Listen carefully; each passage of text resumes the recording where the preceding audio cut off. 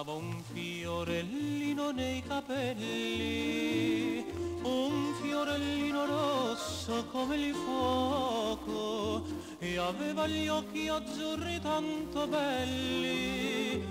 La bella del Cadore, che amore, che amore. Lassù sui monti capitò un alpino che disse alla ragazza: ti fo sposa. Suonarono le campane un bel mattino a piede di Cadore, che amore, che amore. La colpa fu del rosso fiorellin che per la bella del Cadore segnò il destino. La colpa fu.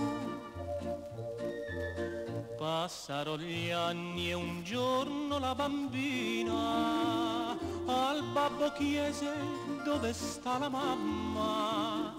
La mamma è andata in cima del Cadore, ti porterà un bel fiore, che amore, che amore. Il monte innamorato della bella che aveva il fiore rosso nei capelli non la lasciò tornare a casolare per riportare il fiore, e muore, e muore. La colpa fu del rosso fiorellin che per la bella del Cadore segnò il destino. La colpa fu, la colpa fu.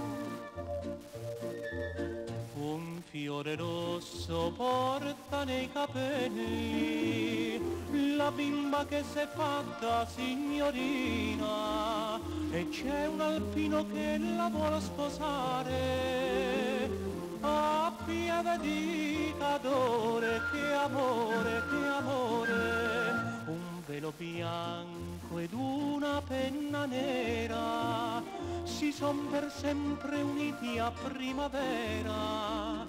La colpa è stata di quel rosso fiore, di quel bel rosso fiore, che amore, che amore. La colpa fu del rosso fiorellin che per la bella del Cadore segnò il destino. La colpa fu, la colpa fu.